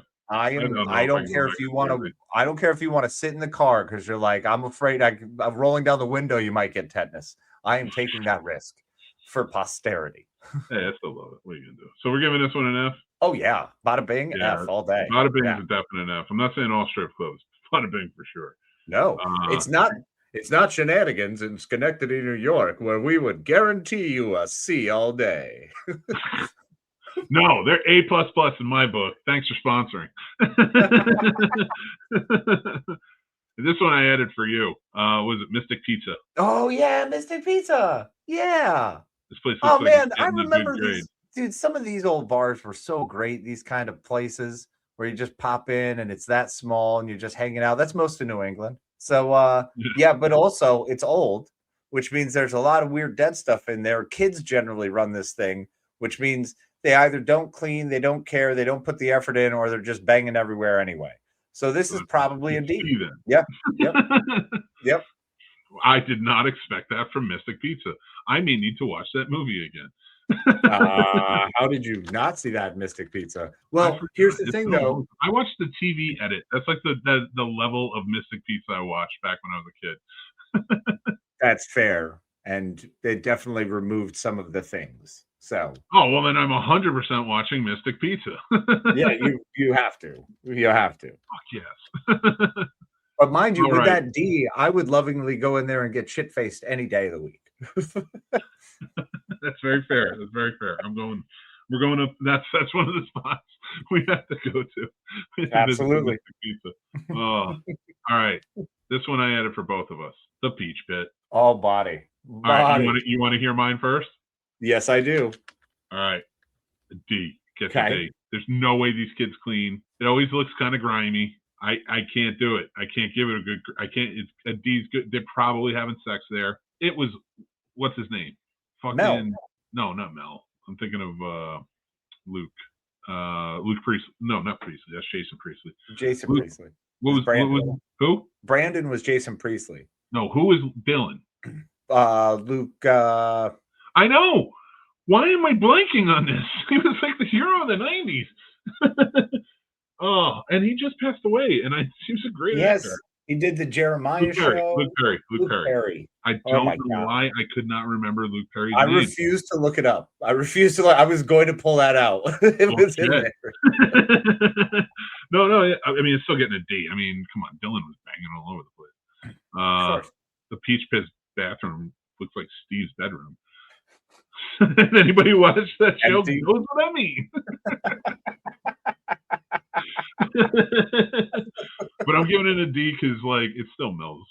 It's still great. The Peach Pit. I mean, this has to fall under so close for me to Monk's Diner because it's got the age to it. There's stuff going on in that back room, that diner. I don't know how clean it gets. Mel is a little shady. He seems to be a money problem sometimes. He's probably had himself a few nose candy parties and a few ladies to ease the pain. Clearly, you don't remember Peach Pit After Dark. Oh, that's right. Oh my God. So yeah, this actually for me, honestly, I'm going E. Okay. That's a good one. I'm gonna stick with a D. E still works. We'll give it a good old. All right. We don't have that many more. I'm loving it. As many as you got. The Titty Twister. Ah, yes. The Titty Twister. Can we both agree it's an F? I mean, yes. But we go. Okay. First of all, it's ancient Aztec vampires, so who look like Selma Hayek. We're going. I'm going. I'm going. Yeah. Cheech Marin is the hype guy out front that I'm gonna have one of my last cigarettes with ever in my life. Yeah, I'm going. F all the way, but we're going. We're dying. It's happening. We may not die. Well, we're gonna die. There's a chance. One of us is dying. There's a chance one of us is dying. If you die before me, I have a higher chance because I'll get mad. Yeah. And like I turn into Tasmanian devil when I'm mad. So I would get mad, but like if we should probably supply condoms for holy water. Well, the other problem is we're dealing with a bartender who's kind of a dick, right? And you and I are both we're kind of like, hey, if you're going to be a dick, I don't want to, be in this establishment. So the chances of us being there at the time that everyone turns and gets eaten, pretty slim. Yeah, I mean, you do realize that if we were to actually go to the Titty Twister, like doors open, we're early bird specialing it. Yeah. Oh, all day. Yeah. And then Irish goodbye. Yeah. We're actually being served by vampires who haven't woken up yet. Yeah. They're like kind of groggy and like, yeah. You sinners? I'm kidding. I only list small comparison. I love both those movies so much. Fair. So yeah, Titty Twister though. I mean, that's 100% enough. 1,000. Yeah, 100, 10,000, 50 million. There's never not going to be an F. And also with sexy vampires, and we all know from Fantasia, I'm down. So that's Yeah, maybe you would just die. I'd be like, well, absolutely we wanted. I'm going to go. Yeah, no, I would be a happy death. Maybe, you know what? Titty Twister and Fantasia I'll only go to if I'm terminally ill. Well, we still got a lot of bars left, so calm down. That's fair. We have to grade a lot of bars.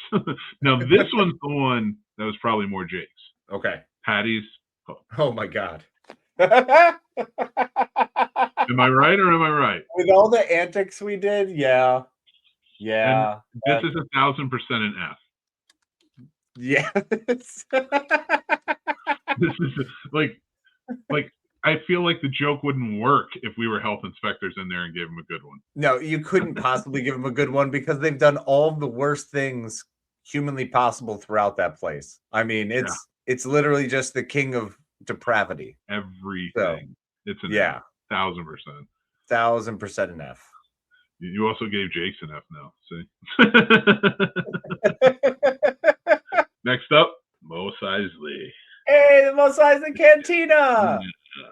I mean, I'm gonna lean on an E. Okay, allow me to explain why an E is a silly thing here. There is Okay. a creature. There's a creature Yeah. who gets his arm cut off by a laser sword after starting a fight. The bartender yells at the kid who started the fight, gets mad at him, grumpy with him, and is just shitty to everyone. There's wheeling and dealings going on in every single corner. There's a shooting that happens, and everyone just carries on like whatever.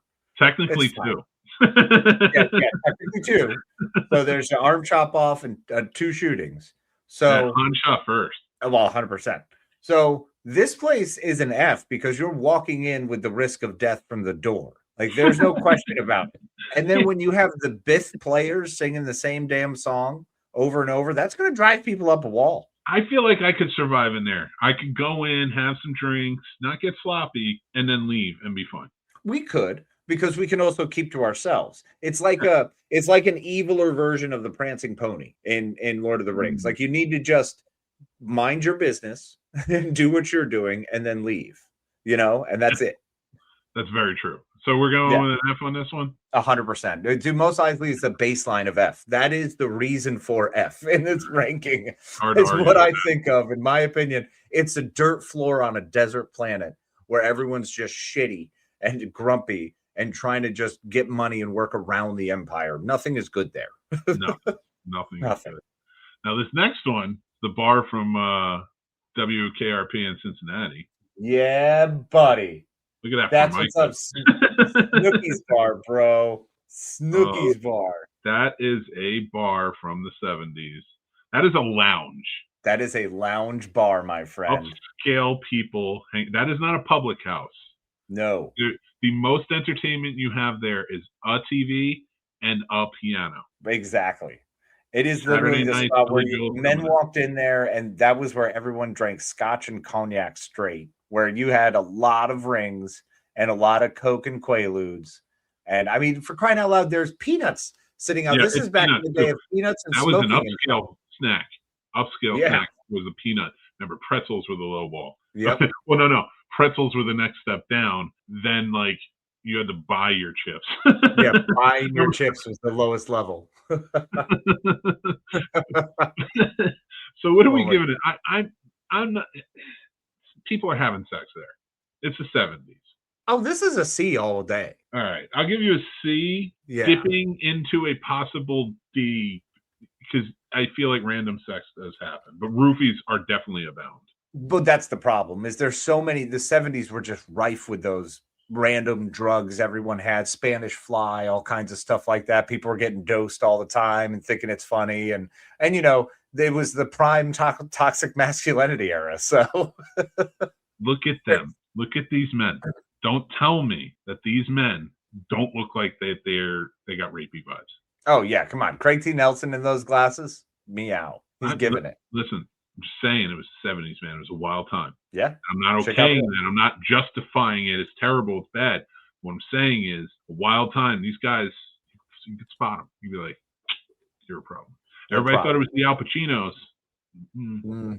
That's crazy. Truvenin, what? Devil's advocate.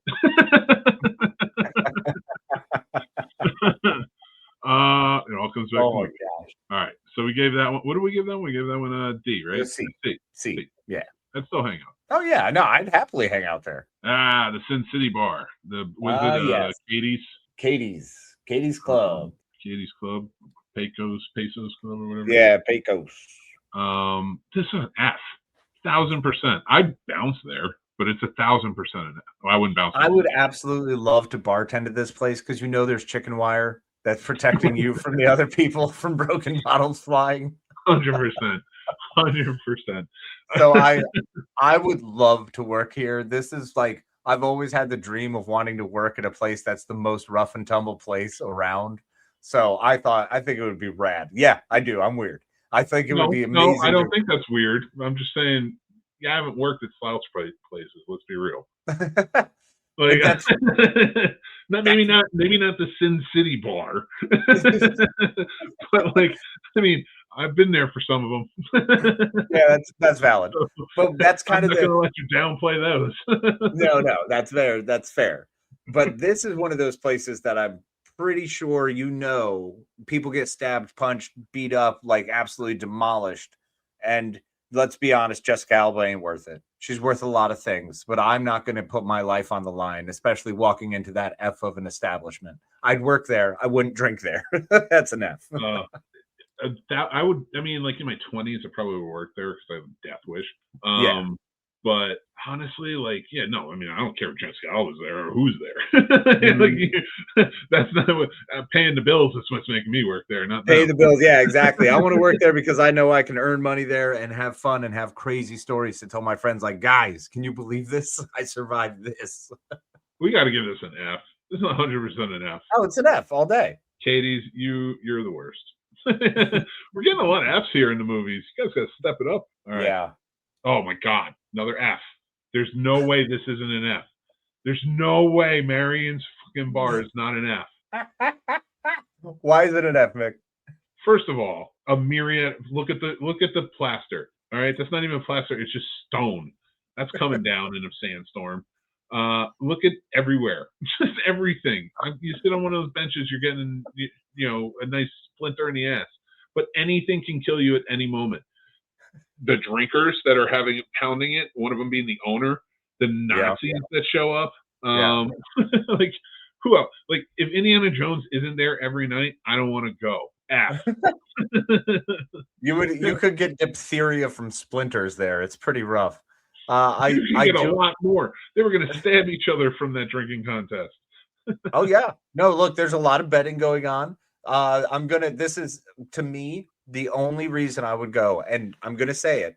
Okay. I would go every day. I would be a fucking regular if I could just hit on Marion Ravenwood every day. I would come in, have a drink. Just all I would do is schmooze the crap out of her, have her insult me horrifically, and be like, "Thanks, doll. See you tomorrow." And then I'll tell you what.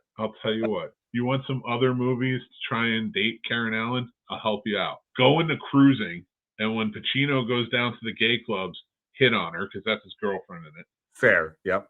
Or go buy a house in that little town, in that cul-de-sac from Sandlot, and then be the new stepdad. Boom. Oh my God. Get Dennis Leary out of there. That's the safest way to do it. Either Sandlot or, you know what? I probably could have picked her up in Animal House in college days. I mean, she was down for Donald, Sutherland, professor. That's right. I forgot about that scene. He was so funny. She was great in that scene too. But she's amazing. And but I would 100. It's an F. It's an F. I would put my life in my hands every day to just Karen, hit on Mary. We love you even to this day, but you can't run a bar. Oh my God. Are you kidding me? I would love to still date that woman today. I would take her out now. So beautiful. She's gorgeous. That's not even a respect thing. As they grow older, I'm like, yeah, that's my style. Right? Ladies, PSA, let your hair go gray. I don't care what your man says. He's going to love it. Trust me. And don't put shit in your face. Don't put any lines. I don't care. Show your age. You're beautiful. I don't care what they say. You age gracefully. It's so we all earned them. It's wonderful. embrace the age. It's a beautiful thing. Yeah, 1000%. All right. Next up. A++, the Regal Beagle. Oh God, the Regal Beagle. It's hard because you think about the other bars. Was it Snooki's bar you said? Yeah. And it's like it's the 70s, same vibe, but this is more of a coastal type of establishment. They're going for Regal, although I don't know. Even like the bartender's in a vest, and he's like just looks nice, and everything's like kind of clean. The drink. They're going for that sort of subtle upscale. Like Snooki's plays it off. Snooki's is that lounge bar area. Yeah. The Regal Beagle is more the smaller blue collar restaurant bar. It kind of feels it has like a yacht club type vibe to it. Oh man, yeah, it really doesn't though, because so it tries to, but you have to remember the people who go there are blue collar. You know what I mean? Yeah. Oh yeah, absolutely. It's much more the McLaren's crowd from that, How I Met Your Mother. It's that sort of slice of life that goes there. Whereas Snooki's bar is much more of like it's a kind of upper middle class. Whereas Regal Beagle wants to be upper middle class, but it's really just average schmoes. I think the Regal Beagle is higher class than Snooki's bar. I think Snooki's bar caters with drinks and like the lounge vibe to an upper class, but I think it's like adjacent more than it is one versus the other. Fair, like, but being out on the coast like that and like it's a beach, because automatically it's on the beach. That is money. Like true. It's in California. I think they're in San Diego. I think you're right. I think it is San Diego. So San Diego's pretty hip happening town in the 70s. I'm gonna say that like nobody's having sex in that place. Oh, buddy. No. You don't think so? Oh, all right. I think they keep it tight. Okay. Tight ship. Okay. I don't think there's opportunity for it. Yes, you could say after closing, things like that. I know what you're saying, though. You're saying during the general operation of day, I'm not going to go there and bang it out in their bathrooms. Exactly. Bingo. I think, could you? Probably. It's the 70s. There's a lot of coke going around. There's craziness, right? Sure. I'm not saying I could see roofies, though. I honestly would have to probably put this after you turned me a little bit. I was starting closer to a D, but I think I'm bringing it up to B, actually. This is a B for me. Okay. The Regal Beagle is a strong B. I'm coming back to B. Yep. All right, we're at B. So you Regal Beagle, I think you're handling business. Because that bartender, listen to me. That bartender in the background there, he's not putting up with shit. He's not putting up with roofies or anything like that. Nope. That's like a me bartender. That's like, me and Mike, we were the guys. We put on our vests. We have our fancy shirts. Sometimes we'd be shirtless with just vests and ties. We were fancy. Yep. You see a guy fucking around? Nope. Call that bouncer. All right. My house. This one's it's a sea shanty. It's the bar from, it's such a shithole. They didn't even have pictures on Google of the bar from the inside. It's an F. I don't care. The sea shanty from Perfect Storm is an F. 100%. The crow's nest. The crow's nest. Nest. That's what it is. You and I both grew up with a ton of places like this. I did. I grew up with these kind of spots where they were just like randomly. There was a bar on the side of a freaking what looked like maybe it could have been a house. We don't know. It was a renovated. They just put one big window. So I love this place, and it is 100% a D for me all day. It's awesome. No, it's awesome. Trust me. Like, and like, listen, I don't know sea shanties, but first of all, we've all been to Moby Dick's. And when you go to Moby Dick's, that is close to a sea shanty as you're gonna get. I've been to a couple establishments like that in Boston that were more of the. Remember, you in Jersey, Moby Dick's. Oh, I do. Yeah. Oh, yeah. Which beautiful shithole. If you want to be a sponsor, but I know you've been to real deals, but I'm saying at least I came a little close. Believe me, I fully remember the Moby Dick. I can never not remember the Moby Dick. I had a whale of a good time at the Moby Dick. Oh, fuck, yes, you did. That's a fuck. All right, if this is an F, maybe an E. All right, it's an E. Bring it up from an F because you're not guaranteed death. All right, you're not guaranteed death until there's a hurricane season coming around. Would I trust the fish? Only if it was fresh catch. Give me the catch of the day. Everything else, I wouldn't trust the refrigeration systems. See, what the fuck? I don't know that. That's why I don't come that close to it. That's why I only get fish and chips when I go to Moby Dick's. Dude, because I want the motif of it. You have to tell me these things. There's no way I'm going to know. Like, I'm thinking, oh, there's fishermen there all the time. They have the best fish. The reason they drink as much as they do is to counteract the diseases they're getting constantly. Jesus Christ. I am scared now. You're going to drop me down to a nap. Well, everybody knows her name. Oh, baby. Bullfinch Pub. Cheers. I know. Well, the real place is the Bullfinch Pub. But like people who aren't fucking from New England don't care about that. It's Cheers. Bullfinch Pub. Hey, I've sat there, watched the Sox game, and had a Sam Adams. Believe me, bro. Like the worst day ever. Fake it cheers, is the most fake ass beer, fake ass baseball team. Don't even get me started. Go Yankees. Drink a real beer. Well, what a great show. Looks like we're done. I got some jackass New Yorker trying to shove his ideals down my throat. No, I'm not giving you. No, it's not the Bullfinch. It was Cheers for 11 years. And I want to say Cheers. You said Bullfinch, we know now. Fucking Connecticut. Again, with you too many N's and you too many D's and you too many C's. There's like letters everywhere. It's like goddamn Wheel of Fortune. I think we all can admit that Cheers is an A. I have to argue that. It's in Boston. It's perfectly clean with a man like Sam Malone handling business. You can't have Boston. You can't claim Boston. I already gave you like 3 Connecticut's.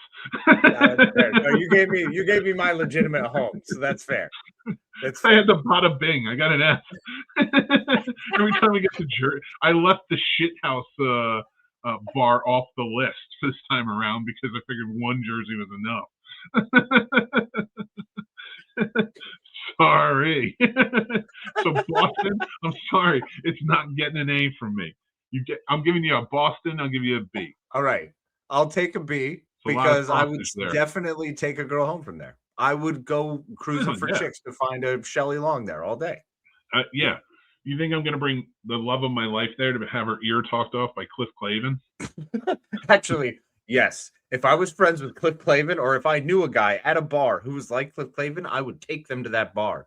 Because if they can't deal with them, then, well, that's how you can see how they deal with pressure. We know people like that at the bars. Yeah, no, it's fair. And they drove us fucking crazy. There was a time in my younger days where I may have been one of those know-it-all guys at the end of the bar with my friends, big, Not as annoying as some of the people I'm thinking about. No, definitely not. Let's sneak off air. I know. No, I'm just busting balls. But Cheers. I'm giving it a B. You give it an A. No, it's a B. Oh, it is a B. Oh, okay. It's a B. Yep. And I think it sits pretty at a B. I think it's actually ideal at a B. From a health inspector because Melville was the step up. Yep. Good point. See, we're great health inspectors. Fantastic. I think we're crushing it. They should hire us. They should hire us. What's the next one? Oh, Days of Our Lives. I don't know why you picked this one, but Days of Our Lives. All right. The reason I chose, and this is for all soap operas, because they are the cleanest establishments you will ever see in your life. They are unreal clean. There is nothing even close to being grimy. This is the closest thing to a grimy bar. And you can see there's a bomb on the base of that table. So the craziest shit can happen at any time. I stared at this picture for too long and did not notice a bomb. So it's not only the craziest shit that could ever possibly happen, it's also with the most attractive people, because I've been noticing more and more for some reason, and I probably noticed it my whole life. Like, soap operas have the most beautiful people, guys, girls, whomever. They are all very pretty people. Like, it is, people talk about, I think, magazines give this unrealistic ideal of beauty. Fuck that. Soap operas are unrealistic ideals of beauty, because every single one of those people are insanely pretty, insanely attractive, and it's not fair, damn it. Now, because of being stuck in a place where anything could happen and an evil twin could walk in and like blow a place up, Brady's Pub is probably going to wind up somewhere around a D for me. No. There's a bomb on the bottom of that fucking thing. Fine. You know what? You're right. No, you're right. No, you're actually correct. I think that it might be the more dangerous place. If I have to choose, but if Marion Ravenwood's got an F, this place needs to get an F because that place only burned down once. Photo, and there's a bomb on the bottom of that fucking table. like, what are we talking about here? There's some certain death here. This is wild. I never want to go. Yeah, exactly. An F. I did that by accident, but it worked out perfectly. Soap operas are a nightmare. Oh my god! Yeah, no, it's an F. You're right. I don't know how I was going to try and justify that either. Oh my god! All right, we got two more. Next up, the bronze. First of all, fucking vampires. It's an F. There's not even a question here. It's an F. There are children. Underage kids. There's kids where there's drinking.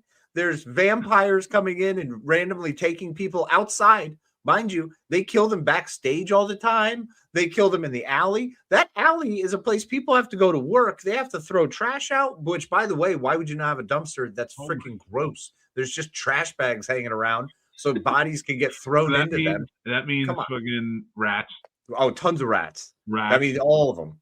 And maybe vampire rats for all we fucking know. I mean, Amy was a rat. Huh? I think this is a shutdown. Yeah, no, we'd have to close down the bronze. There's no way. Sorry, Buffyites. And we're with you. We love it. We love Buffy. Are you kidding me? Are you kidding me? I could not be more a Buffy fan. It's a dangerous place. And as health inspectors, we have to do a service and keep you all safe. In an alternate world, the bronze is legitimately where the master goes and lives and where Evil Willow and Evil Xander are. So why? True. Come on. Listen. I'm sorry. It's an F. It's an F. We all have to agree on this. And then the final bar. Oh, God. The bar from Cocktail. Cocktail from Cocktail. Oh, Cocktails and Dreams, baby. This was definitely some nights where we worked too. Uh-huh. Yeah. That was very close to a lot of experiences I had as a bartender. One of the reasons I became a bartender, so I got to live a portion of that life, which was rad. And Cocktails and Dreams was what I always wanted us to achieve and to become, because it was a place you could go and it was the establishment of the party. The joy of Cocktails and Dreams was those guys knew how to be a host. They were the host. You were the guest. You were coming in to be welcomed into their home and to just party your face off and enjoy yourself, be comfortable, confident, and have fun. To me, Cocktails and Dreams and what it wanted to be, the way it held itself up, such a high standard of cleanliness and consistency, that sucker was an A all day for me. For a dive bar, too. For a dive bar. And you know what? I love that. Your sentimentalness isn't warranted here at the health inspection. It gets D because 1,000% there's Coke in the bathroom. Yeah. In the room. You know they're having sex on top of the sinks. They're having sex on the ice machine. They're having sex on the stage. Yeah, if there's any type of little doorway, even if it's just like a fucking, I don't know, protruding fire extinguisher, they're gonna have sex behind it. Do you remember the payphone alcoves that only came up to half your body? Yeah, I know where you're going with it. 100%. Yep. Fucking, oh my god. Yeah, this is a D. Sorry guys, get your shit together. It's a party every night and we're for it, but your establishment is not cleanly at all. Yeah, that's fair. It's probably pretty hardcore D. You gave such an impassioned speech about it too, and I'm like, I cannot this is my job. I can't give that an A, and that's in New York. I'd love to give it. It's a New York bar. I would love to give it an A. I can't do that. I'm just saying, they did a really good job of greasing my palms, man. Cocktails and Dreams gave me the money. They didn't give you the money? Listen, maybe if it was now and it was nice, I'd give it an A. In the 80s? Well, in the 80s, that place is loaded with drugs. I mean, there's not even a question. There's probably roofie warnings everywhere. Everybody's all jazzed up. Oh, yeah. The bartenders are on blow. Everybody's going nuts. Yep. You're not wrong. I have had some fun with this one. Oh, this is a good one, buddy. This was a good one. We gotta keep this up. Before we go, poor Grandizer's been here the whole time. What's up, Grandizer? Grandizer, I did not hate your review of Empire Records. I just have not had a chance to type it out yet. I have to do it on my computer. Okay, I realize this is aging me. I have to do it on my computer instead of my phone so I can see it better. That's fair. At that age. So I'm getting oh man, let's scroll through, see what you got. The hollow suites were allowed at Quarks. Ooh, yeah, so Quarks had the hollow suite. So it wasn't just like a hollow deck. You had to actually pay for it. And there were like, I think 3 or 4 of them. And that's where Rom got really good at working on code and engineering. Oh, he gave a good one. Tech Noir from Terminator in 1984. We'll do that. That'll come up in the next. I like that. That's a good one. Yeah. Jessica Alba didn't want to show skin in that movie. Big F.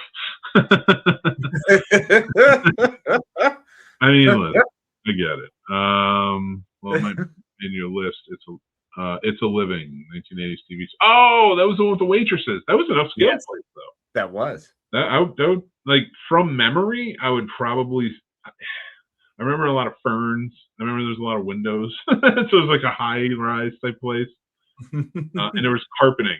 And in the 80s, if your restaurant had carpeting, it was like it was shag, too. It was like that orange shag. But it was the 80s, so like it's like, come on. It works. It was upscale, because the ladies maybe like a little fancier. I don't know what I'd give it. I'll figure it out. I have to look it up. MASH is amazing. Oh, wow. This is not recorded. It's all Mick. Yeah. I thought you were ignoring me because of what I said. No, not at all. I'm not mad at you. I don't know what you said. I didn't read everything. I do like his takeoff soap operas. Yeah, those people are out of us mortals league. I mean, it's really, that's so true, because it's not, and I don't mean to say that like, for me, it's just ostensibly beauty. You know what I'm saying? Like, it is whatever the beauty is for that time, you will see them on soap operas. And that's why soap operas through the years are like this weird, fun way to almost time capsule what was popular in the fashion style and the things we consider beautiful in each era. It's kind of neat to go back and check those out. It's true. It's true. And Grandizer, keep commenting. I'm going to start doing it where at the end we could read through the comments and kind of discuss any. So if you have questions and stuff, keep them up. Yeah, it's a Living with a creepy ass piano player. He did bring up 10 Forward, and I think that would be. We should save that. We'll save 10 Forward. We'll save 10 Forward, Grandizer. We're going to do a second round of this because this was a lot of fun. So this maybe in a couple months we'll put together another list and maybe put a different twist on it. I want to do a mixtape episode soon. I want to see if I can get everybody together for it. I think it'd be great if we shoot for a mixtape in May, because Memorial Day mixtape.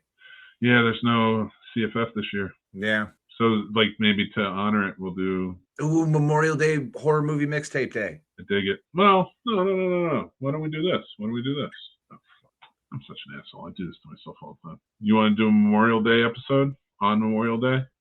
We'll do Memorial Day mixtape, not horror movie. But what are you doing that Friday? I'm looking right now. I have River that Friday. If you're cool with it, maybe we can do an ode to CFF, and just talk about some of our favorite horror movies and stuff, and just kind of like reminisce, and I don't know.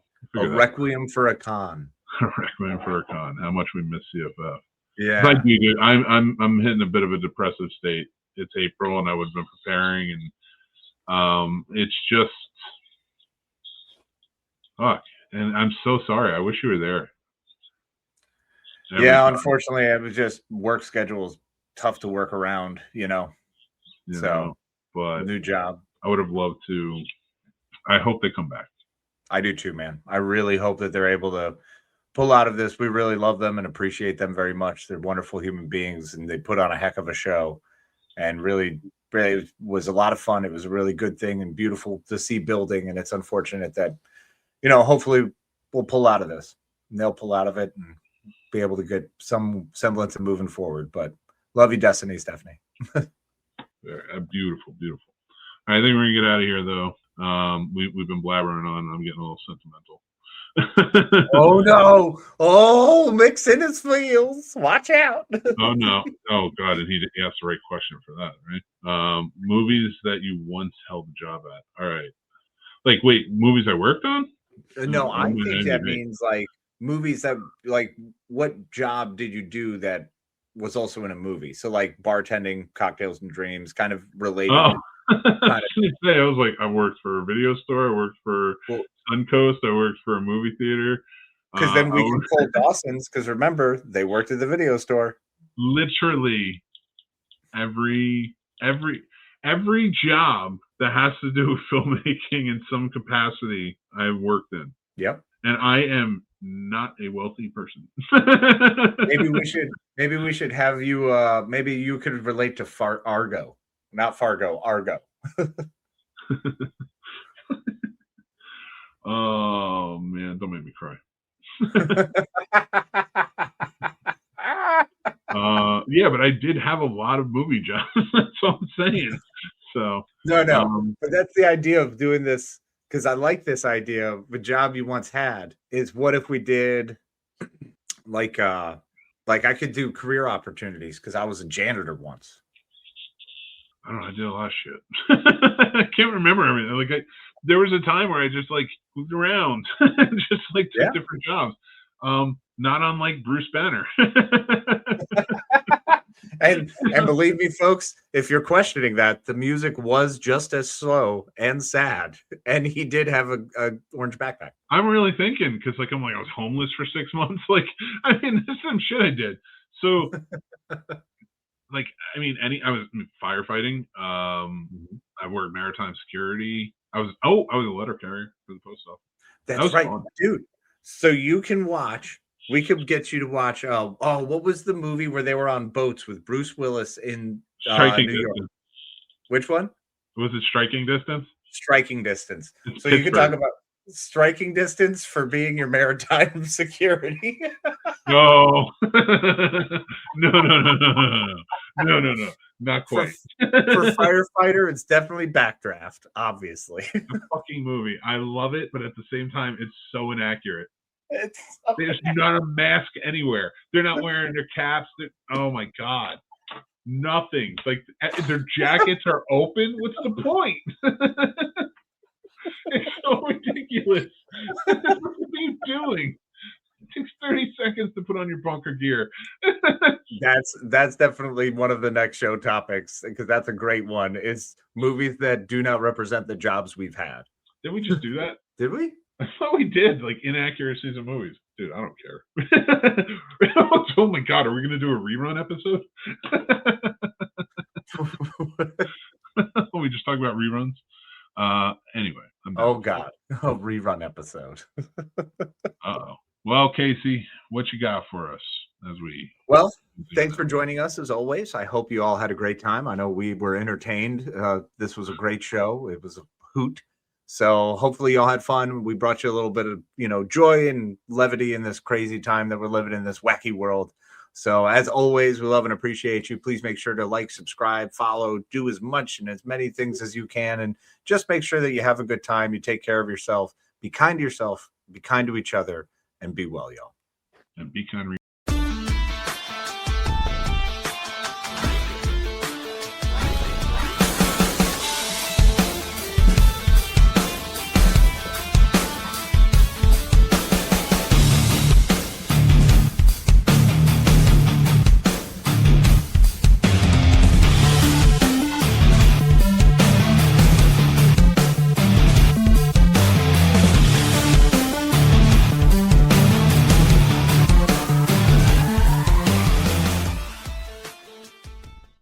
I didn't plan that.